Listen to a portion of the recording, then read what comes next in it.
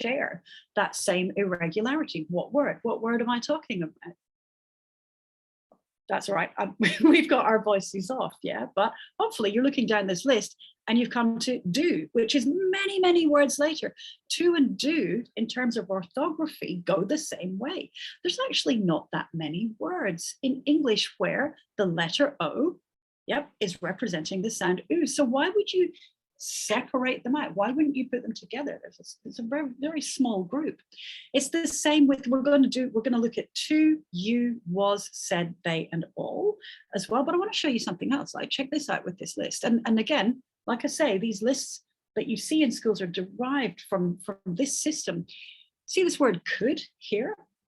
14 words later, I believe, or 18 words later, is the word would. Now, don't you think there's a really good argument, right, for teaching those two words together? And in fact, should, which is the other, horseman of that apocalypse, is not even in. It's not even in the list, right? But could, would, should. You've got to teach them together, and it's actually would and should that contained the L in the first place. The L in could, because would and could are will and shall, so that's where the L came from.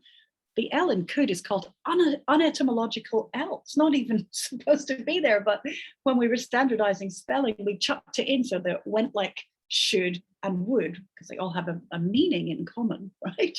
So the fact that this is the first word on there, and then one of the words isn't even there on this list, just makes me think this is not a good source. It's not a particularly good source. It's definitely one where you can look at and go, do the kids know all of these ones? But in terms of trying to get them to memorize them or teaching them one by one on this list, it's a really, really bad idea. It's a really big waste of time. So let's look at the ones requiring focus in that first column. Okay, here they are. Let's have a look at two. Now, we've got do, who, shoo, lose, and move. And also we've got the number two. And I didn't put the number two in those brackets because the number two, that TW bit, well, that's a morpheme. It means two. And you see it in 12 and 20 and twin and twist and twine and all these two numbers, right? All these two words, all these words to do with two. So I like to teach two and the numbers over here, right? But the word to should be taught with do and who, possibly even should, and later on lose and move. They all have the letter O making this oo sound. There are some systems that will say, oh, see that letter O? Sometimes it says oo, and they leave it at that. Even Spalding does that. And I have the greatest respect for Spalding, but when you're doing the Spalding oral phonogram review, the flashcards, and you're teaching novices for the first time, the letter O, they have to say o, oo. Right? There's a problem with that. In a basic, grade prep year one classroom, you're going to get to, do, who. You might get shoo. These ones you're not going to see yet. So if you're saying that the letter O is a legitimate spelling choice for the sound oo, based on just this tiny set of words, I don't think that's a particularly good way of explaining the system, right? I think it's a good way to explain it by saying it's an anomaly. And these are the words that it can that show that anomaly: to, do, who, shoo, and the number two, but we'll come back to it. Does that make sense? So rather than trying to squeeze all of these alternatives into these graphemes, it's a really good idea to teach the sound that the graphemes default to, and maybe an additional sound, and that's it. So and then teach the rest as families.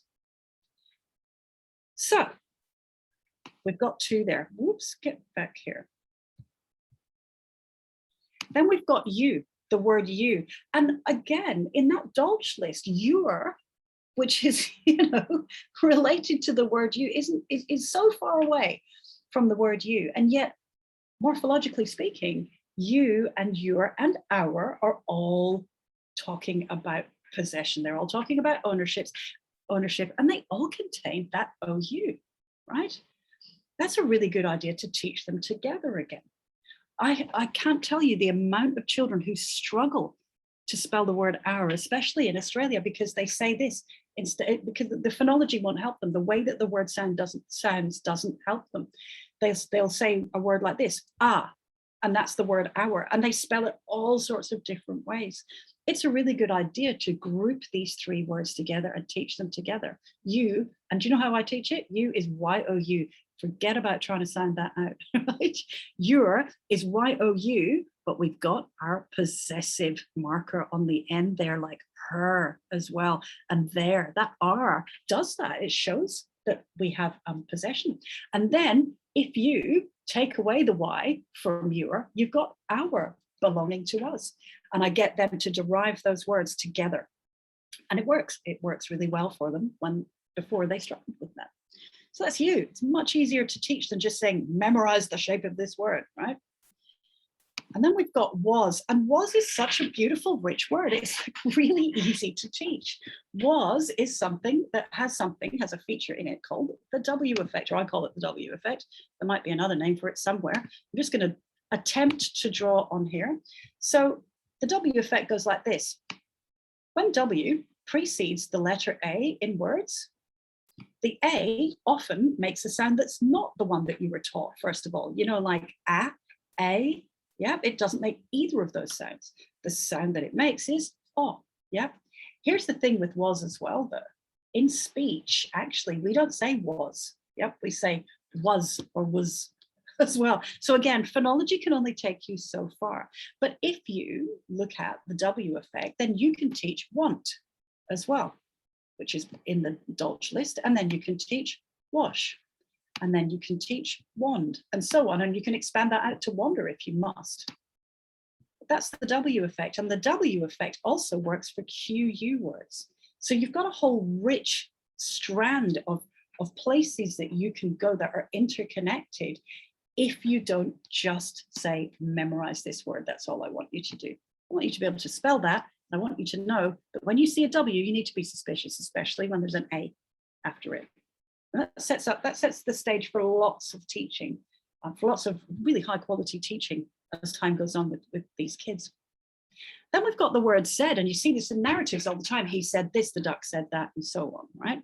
I can't see why you wouldn't, if you were going to teach said, I can't see why you would not bring it back to say. Then that gives you the you know, a springboard into, hey, there's this thing called tense in grammar, right? Usually we just have ed on the end of words, right? We usually have ed to mark past tense. You can talk to preps about this. You can talk to tiny little kids about this because you see it everywhere. So this is usually our past tense marker, but in say, it doesn't do that. We don't write S-A-Y-E-D. What happens is we return the Y that goes at the end of words where you can't use I. We return that I, and we don't put an E there because that's 3 vowels in a row. 1, 2, 3. And we're not allowed to do that. We're constrained. We're not allowed 3 vowels in a row in English unless we borrowed the word from French. Beau, right? Or oh. So anyway, that's how say goes, right? So it's say in the past tense. That's the formation of it, and it works with lay as well. So return illegal I and put on your past tense marker. Return illegal I, put on your past tense marker. And now you've got said, laid, and paid. And guess what? This one sounds different. The AI in said is an E sound. So we can mark that we know that. It's not the letter E, it's something else because it goes like lay and pay. And there was a pronunciation where they all rhymed. And actually, in some accents, people do still say said. I know my grandparents did. They didn't say said, they said said. It's easier to spell if you're Scottish. But anyway, that's how it goes. What a rich opportunity. You study the word like that, rather than saying, take this home. This is on your golden words or your yellow words or whatever color it is. Why don't you study the word? It will take you more time. It will take you more time and you'll get through less words in a semester. I can guarantee you that.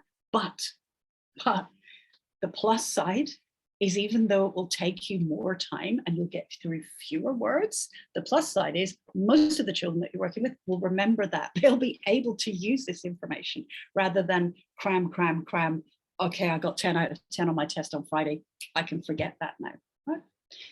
And then we've got they. They's a really good one, and I see it spelled T-H-A-Y all the time. So what I like to do is I like to group it with grey, and the pray that you stalk, and even for some older kids, obey. I say, what do you need to do? You need to obey, right? So there you go. So there's 3 pretty common words where EY is making an A sound, and it's It's the same with they. The other thing with they is that when you add, remember we were talking before about the possessive marker here, the R. Well, when we change they to their, the thing that belongs to them, right? You've still got the THE bit. You return the I, the Y to I, because it's not the end of the word anymore. And then you can stick an R. That's how to spell there. That's why it's spelled like that, right? You teach that far away from THERE and THY apostrophe RE, and you're going to have lots more children come with you on that journey to better spelling. The last one that was in that column is the word all. Yeah, all is a really, really interesting unit. I don't really like teaching, you know, a vowel and then a coda. Yeah, so that's, you know, the rhyme of a word. I don't really like rhyme-based teaching so much, but all in terms of spelling is it's actually a really, really interesting unit. It's a unit. Yeah, I mean, it's got different sounds. I'm not saying that, but you can take this all, yeah, and you can go from the letters B to the letters W in the alphabet, and you can derive lots of words. You know, you've got ball, call, fall, goal, haul, mall, you know, it goes on like that. That's a really, really productive unit. That's a great unit, and it's spelled A-double-L. That will also, you can also talk about double L at the end of words, how that's a preference, but when the A-double-L, the all part is not at the end of the word anymore, that preference disappears, and that's why we have also with one L, and why we have always and although. Don't spell it with the double L, because we don't have that. That's a word ending thing. So lots of stuff that you can do there as well. So when it becomes a prefix, it loses that L because it's not at the end of a word anymore. So there's a lot of richness just in that first column, you know, that just help children to actually build these mental models of the orthography. And then to them, the orthography becomes more and more transparent as they go on. I'm also going to say a bit more about morphology, and that is, and this is what we try to do at Lifelong Literacy, and it's part of the training that we give to teachers as well. When you're introducing morphology for the first time, right, to novices, to little tiny kids, they already in their oral language, they already sort of do have these morphemes. They know the difference between do and undo, and so on. But when you're introducing it for the first time, then it's a really good idea to satisfy 3 conditions before you do it. I'm sure there's something that will go, oh, clear, there we go. Clear my drawings, yeah, oh, awesome. All right, so anyway, back to morphology. There are 3 conditions that need to be met when you're introducing affixes. So when I talk about affixes, what I mean is prefixes or suffixes. If you meet those 3 conditions and the kids know these things, you can start talking about morphemes straight away. So first of all, when students can reliably form and transcribe, so they need to be able to write these words as well. There's no point in teaching reading and literacy without teaching writing right alongside it at the same time. So when students can reliably form, transcribe, and read these letters, bare minimum, E, R, N, and U, when they can do that, and I'm not saying these are the ones that you teach first, whatever your scope and sequence is, whatever your materials are, whatever you're teaching and whatever order you're using, when they have mastered E, R, N, and U, then you can teach morphology. Also, students need to be able to reliably count up to 3 syllables out loud. So when I say elephant, I want them to know, and I want them to be able to reliably count the 3 syllables in elephant, right? Or zip, elephant, right? So they've got to be able to do that, 3 syllables orally. And when they've studied the word do and its family, so you know how we had 2 there? Well, do is in that family. When they can do those 3 things, you can introduce the concept of affixes so easily. You can do it standing on your head. This is how you do it. Basically, it's this.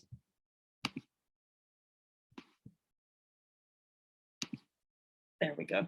So you've got do. Get your kids to write do on their whatever it is that they're writing on, their whiteboards or on their pieces of paper with their fountain pens sitting at their desks in an ideal world, right? So anyway, get them to write do and then say, we're going to add this part to the beginning of do. This part is a prefix and it has a meaning. So we're going to add it to do. Re plus do equals what word? Redo. When you redo something, you do it again. Re means again. It also means back. So if you replay something, you play it again or you play it back. So that's what re means. Re is back or again. Then you get them to look for other re words, or you look for other re words, or you work on other re words now that you've introduced this thing called a prefix re. You can also add a different prefix. So we'll take our base do again, and I'm going to this time add this prefix un. Un plus do equals undo. What happens when you undo your laces and you don't redo them, right? And so on. That is basic morphology 101, and tiny little kids can do it. And they really like it. They really dig it because children are natural linguists. They are still, when they're at primary school, they are still very much engaged in the act of acquiring their native language. You're bringing print into this. It's still interesting for them if you present it in the most interesting way you can. Here is a suggested scope and sequence for teaching morphology in the first year of school after the 3 conditions are met. It consists of about 10 units, and by the end of those units, all the children in the class should understand the concept of bases, prefixes. They should be able to spell re and un, and spell the base words do and play, because you can take play after that once you've introduced the digraph AY and do replay on that and so on. This then sets them up for morphological mastery for the rest of their academic career.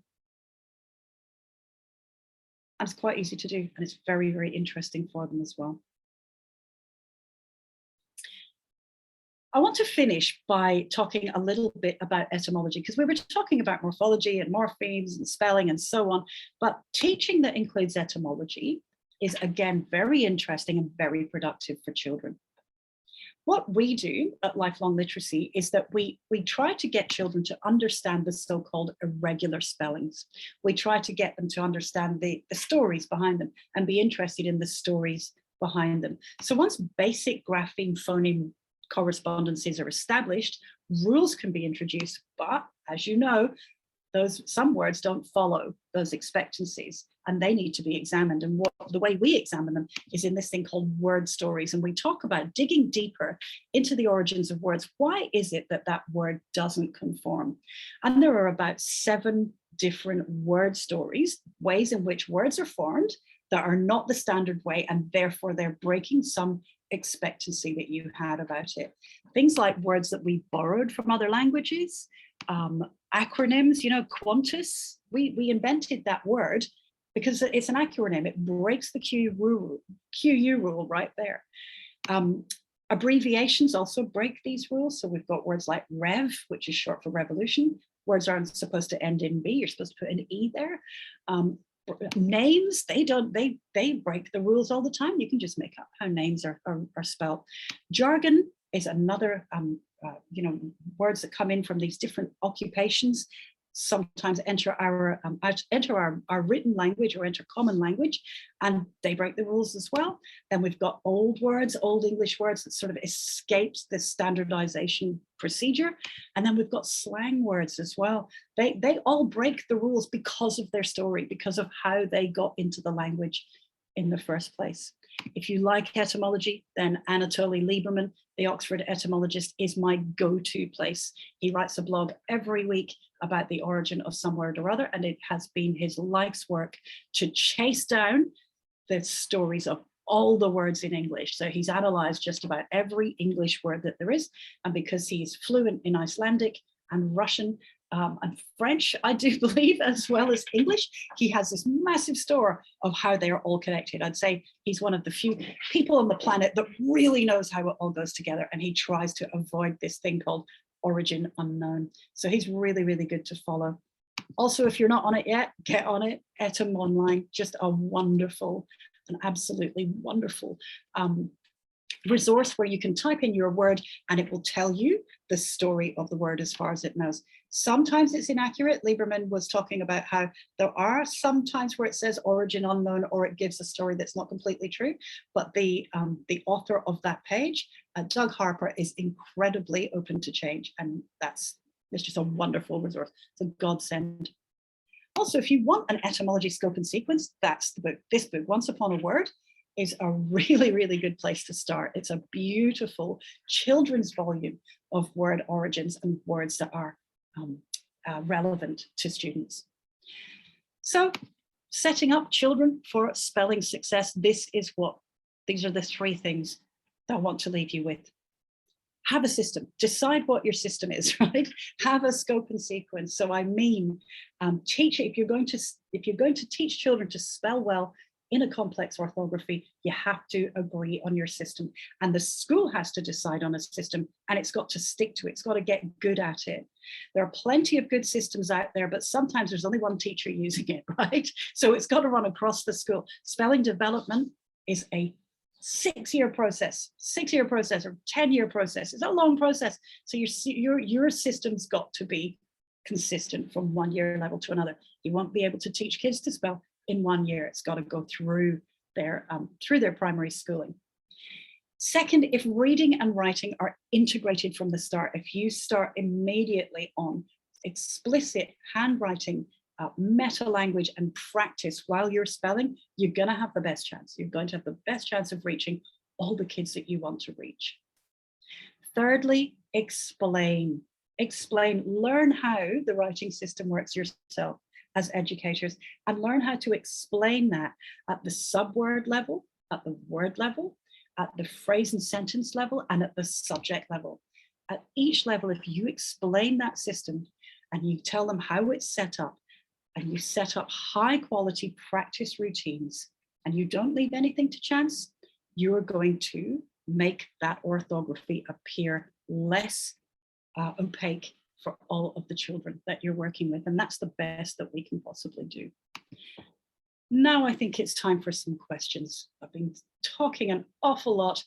The references that I made to the books and to the people, don't worry, we'll put links in there for you as follow-ups. And I've jotted the questions down if you'd like me to run them back for you, Lyn. You've jotted them down. Yep. I think, thanks, Patrick. I think Rosemary Rosemary and Tony were going to handle that part of it. Is that still something that you're interested in doing, you guys? Oh, I saw Patrick had very kindly left a message saying that he was doing that, so I would love to let Patrick go for it. Great. I just didn't want to step on any host toes. So Patrick, hit me. No worries. We've got one from Jacinta. How do you explain my and his? Is that an anomaly? Do you teach them the etymology of his and my? So the word my, it's not particularly, that's not irregular. It's M plus Y. Y makes an I sound, and that should be introduced really, really early as well. You know, it's there because you can't have the letter I at the end of a word.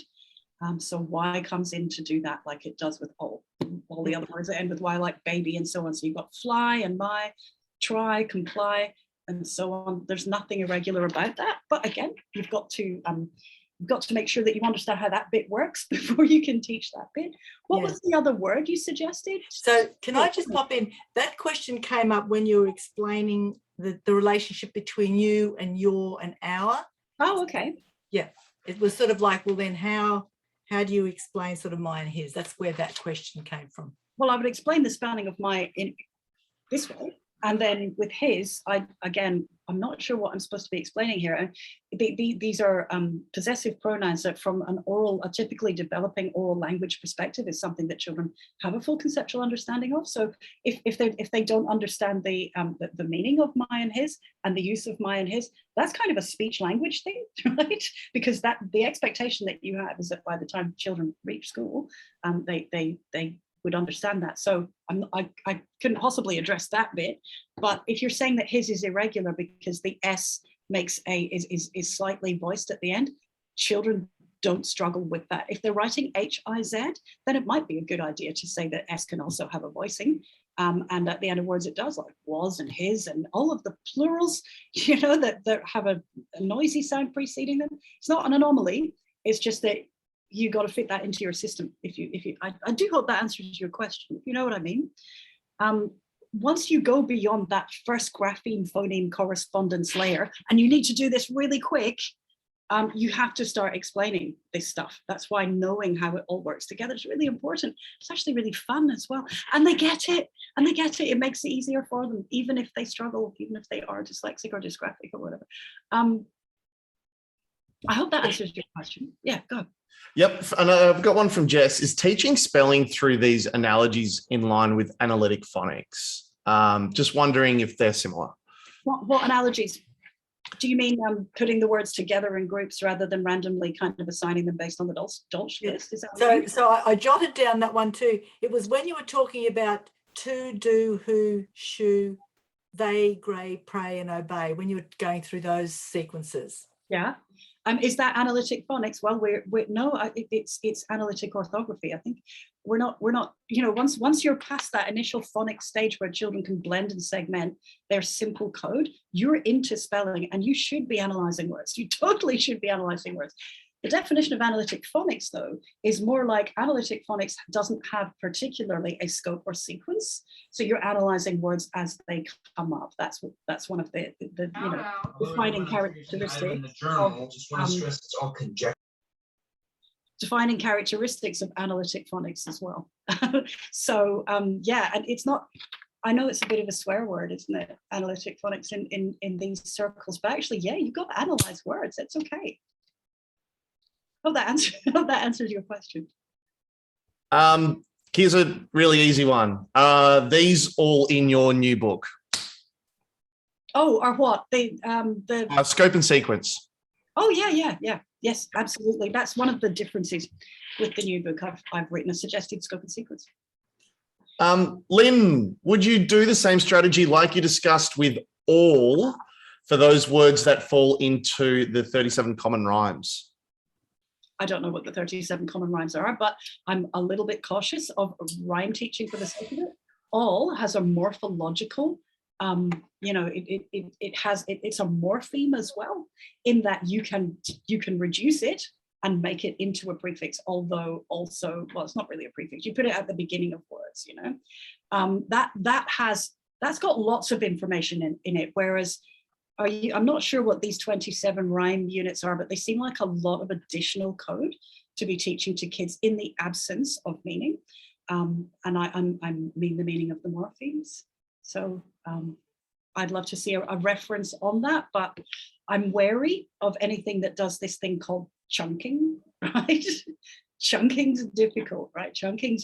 It's kind of a mezzanine level between phonemes and morphemes, and it's kind of like a zombie. It's got no meaning. You know, phonetic or morphemic, it's hard.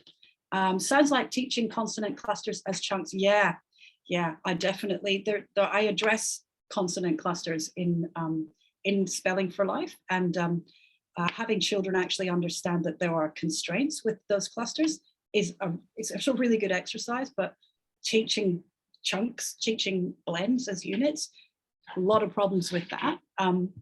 So I wrote a blog on it. It's a chapter of the book now called Round the Blend as well, I've just remembered. There you go. An anecdotal question from Ada. My daughter is nearly 9, struggles with understanding what a syllable is as a result of dyslexia, let alone counting up to 3 syllables. Does that mean she shouldn't understand about morphology until much later? No, what it means is that somebody needs to teach her how to reliably count syllables in words. It's not that hard. So hopefully the teachers will have some form of technique there, but do you want a really quick and dirty tip, right? Especially with children who have a phonological core deficit, that sometimes it's really easy for them to get mixed up with the phonemes that are in a syllable, you know, like the units of sound within the sort of larger sound unit. What we do at Lifelong Literacy and what we do with the Jim Jam gang, you know, that like the free spelling stuff that we do in lockdown, is that we practice counting syllables by doing the zipped lips technique. So what I do, let's say the word is dragon, right? You have to say it out loud. So everybody do it. Let's do this. Say the word dragon. Dragon, yeah, out loud. Now pretend your lips are zipped together. Now say it again and feel the impulses coming out your nose. Ready? Zip. And you got to count as you go, because working memory, that's a thing, right? So they got to count as they go. How many times did those impulses come out my nose? You can't help it. You cannot help it. And you're divorcing those syllables from the phonemes, which can mix kids up sometimes. It's foolproof. Like with enough practice, and it's not a lot of practice, you will get those kids completely being able to count syllables. Yep. So it's just syllable counting, not talking about syllable identification, like what kind of syllable is this? That's nice teacher knowledge, but it's not. It's a practical thing to do as well. That is a bit pretty much foolproof. One from Eamon. Hi, Lyn. What is your take on teaching split spellings as representations of sounds? She asked him knowingly. Yeah. So look, I actually did a thing on this because I have a problem with it, and I think it would take longer for me to tell you exactly why it's a problem. However, that video is free on my YouTube channel, and it's called Broken Rules and Word Stories. And it's about the split spelling and the meta language around that. I've also addressed it again in that book. I don't want this to just turn into this great big sales thing for the book, right? So I do put a lot of free videos on YouTube as well, and I address it there. But it's a problematic approach, because in terms of linguistic accuracy, that's not what's happening. Those digraphs were not together once and then suddenly got split by a consonant. That's not how they were formed at all. So why would you tell people that? Like, what's the point? There's a really good alternative to that. So, yeah. Lyn, it's not a book launch party, but we do have one from Valerie here. Does the new book, which we should probably say it's a second edition, contain all the information that I will need to explain the writing system to my students? Well, I don't know, because I don't know what you're preloaded with. So you might have information that's not in there that's really important. I'm not sure. What's in the book is as much information as I've got about spelling, but put in to a system. So there's a systematic approach to teaching all of the different parts of it. And it's got an order. So there's a scope and there's a sequence. Will that tell them everything? I don't know. It's kind of just my best framework for that. That's why I write the book, so I can think about it and have a framework in front of me. Sorry, I can't be more helpful than that. And I think those are all the questions I jotted down. I think everyone was just hyper focused on your presentation. That's enough from me, I think, unless I see anything else in chat. Fantastic. All right, now Tracy, back to you, I think. Thank you. I noticed a question, Lyn, around any recommendations for high quality handwriting. Sorry, got you there while you're having a drink. No, it's all good. So you want me to recommend a high quality handwriting program? That was the question, yes. I can recommend elements that will make a handwriting program high quality, rather than naming them. The elements are that there is a way of establishing a meta language that's not too burdensome there. You've got to agree on, what do we call this line that goes up and down like this? What do we call those circles? And what do we call those starting points? If you've got tools that will do that will get that into the heads of the children that you're working with, and you integrate that with the spelling lessons and the reading lessons that you're doing, you're going to have a really, really good chance of getting them all to have lovely handwriting. A great example of that is the Spalding program. Spalding has a very, very high quality spelling component, handwriting component. Debbie Hepplewhite from Phonics International has a remedial handwriting program that's really, really high quality as well. So that's to intervene with adults and older children who have kind of formed those motor patterns and have zero chance of producing beautiful cursive. Cursive's a really good thing as well. So she does brilliant handwriting work, but it's more about consistency and practice. It's more about establishing a meta language that children can internalize so that they then can regulate their own handwriting as they go along. Thank you. And another question just popped up, Lyn, in relation to an answer before.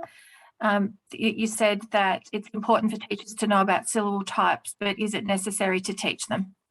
I didn't say it was important for teachers to know about them. I just said that it's information that, if teachers have, it's nice for them. However, one has to, as soon as you get into a word that's got more than one syllable, you're starting to get into the world of morphology. Don't you want to go there? Wouldn't you rather go there and actually talk about the morphemes, because they carry, they're the bits that carry the meaning within words. So, you know, every word is a base, right? It's usually a one syllable. Sometimes you get two syllable bases, right? But as soon as you expand out like that, what you've got is morphemes. Teach that. That's much better than saying this is this type of syllable, because that's kind of meaningless. It's just an observation of the visual appearance of the syllable. So I don't see the point. I don't see the point. It might be useful meta language, but morphology is really, really useful meta language, is my view. It's my view. I don't think there's research that would support either proposition, but yeah, empirically speaking, I'd go for morphology every time. Thank you. Another question that's popped up is sometimes finding ESL students having strong accents. Do we attempt to change their speech or something else? Yep, that's a great question. And it's a really good question, and it comes up an awful lot. Regarding change, no, I would never ever try to change the way a child said anything, because your idiolect, that is the way in which you use language, the phonemes in the language, the morphemes, the words, everything, your idiolect is yours, and it's very, very, very personal.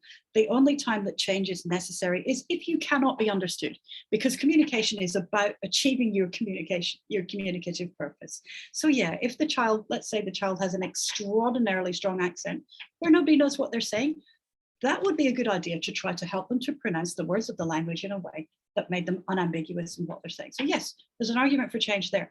But if you're arguing for change because they don't say it like you do, that's not a great thing to do particularly. Children do need to know that there are, no matter what happens, you're going to be judged on your linguistic output, and there's this range of communication that you can have. So you can go really informal, and you can go very formal, and you need to know where to be on that register, on that range, when you're communicating with others, if you want to function in a complex society. So that may also be a reason why you would say, this is a standard version of English. The version of English that you're speaking is this dialect. Being able to switch and understand both and be understood in both is a really good idea. And the great thing about human brains is that they can code switch like that. They're really good at it as well. So yeah, in terms of change, not unless they can't be understood. And then what we have again is a speech language thing.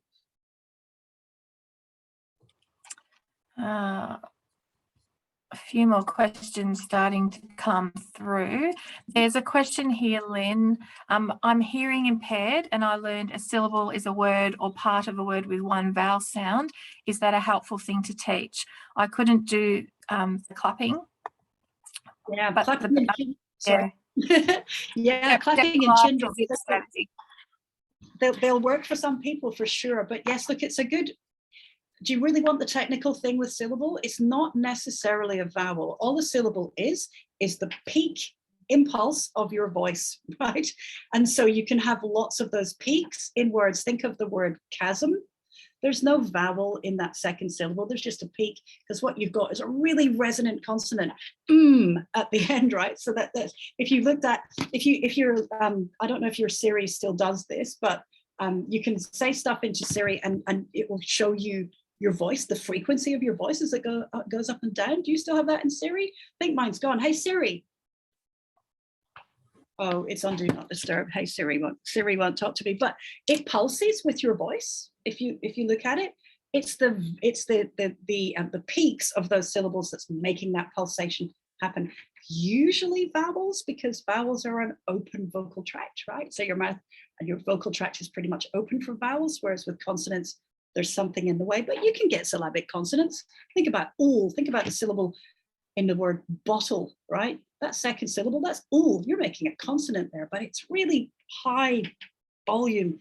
So yeah, you get syllabic consonants too. But do I say that to kids? No, definitely not, and not yet. And in spelling, you're going to be right most of the time if in every syllable in every word you have a vowel letter. That is true. That's orthography.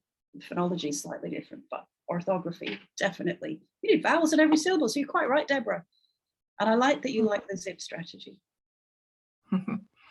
Another question, Lyn, is there any worth in teaching a heap of spelling rules? A heap. Can you qualify that, Jasmine? What do you mean a heap? Do you mean like this week we're doing this rule and then you leave it forever? Or do you mean in terms of getting children to understand that there's a system and systems are operated on rules? Otherwise, what you have is chaos. Like, what do you mean? Because I do know that there are children who are taught, like say with Spalding, I think Rosemary's bringing this up as well, who are taught all of those rules and can parrot them like a boss, right? But that's all they can do. That's all their energy went on. Whereas, you introducing the rules and then practicing the words in which those rules operate to mastery and then checking for that and then revisiting that, that's a good idea. I think there's a lot of worth in that. But yeah, rules for parroting, no. Hope that answers your question, Jasmine. Nice to see you. Using non-English words is cheating. Okay. What is your view on card drills per Hansbury Spalding? Yeah, oral phonogram reviews are great, but you've got to follow them up with written ones and you've got to put those phonograms into words. Because if you don't, what you're not doing is integrating all of those systems. And you need to integrate those systems. So I'm sure Bill Hansbury does a brilliant job because he's ace.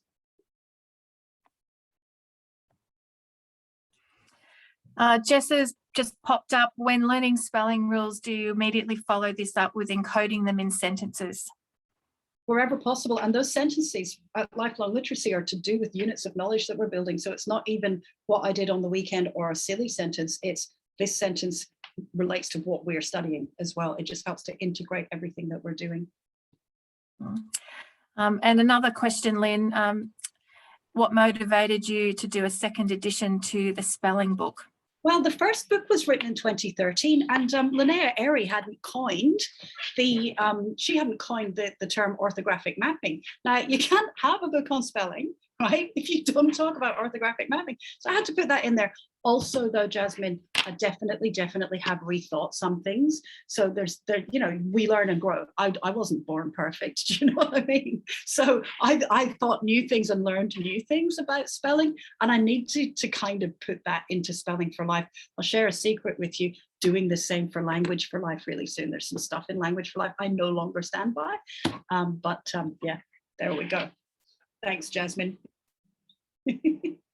I'll be doing lots of Q&A on the book at the book launch. So yeah, if you want to come to that, it's probably October the 20th, but I'm not quite sure yet. I'm waiting to hear back from my esteemed speaker, my guest speaker. What is the best way to introduce the concept of vowels versus consonants, how they differ, their roles, etc.? In a sort of as frank a way as possible. Again, I do talk about it in Spelling for Life, and if we talk about what your mouth is doing when you're making consonants and what your mouth is doing when you're making vowels, you can get the definition from that. So you've got to go to speech language or linguistics or something like that to get that full conceptual understanding of the difference. Kids dig it; they really, really dig it. They dig it and they get it and they understand it, which is nice. Hope that helps, but that's like, it's a big lesson. Like, I can't go into it in the 8 minutes that we have left. Okay. Well, that's all the questions that I have. Patrick, do you have any more questions? Not on bank, no. I think everyone's just saying mega thanks and looking forward to the book launch. So, Lyn, thank you very much for joining us. Can I address the sound wall question? Because I always get this question. Sure. So they are called Kid Lips, and they can be bought at Select Educational Supplies. So they're called Kid Lips. And they are a company called Tools for Reading. And there are American versions, but these are an Australian version. They're really good. There you go. All right. Thank you very much, Lyn. Fabulous session again, as always. And every time I listen to you speak, I always learn something new. So really enjoy the opportunity for you to speak to so many of us. And we are really hoping that our Sharing Best Practice event will go ahead. We're not sure if we'll be right for the 30th of October, but Lyn will be there. So if you are in Gippsland or you're happy to travel down and we're allowed to, that will go ahead and you'll be able to listen to Lyn again then. If not, she's got lots and lots of opportunities for professional learning on her website. So please have a look at those and jump in, and lots of freebies online as well with YouTube, and the pajama sessions are fantastic as well if you haven't joined in on any of those. So another fabulous evening. Thank you all for joining us, and have a great night. Thank you very much, Lyn. Wonderful. Thank you. My pleasure. Thank you, everyone.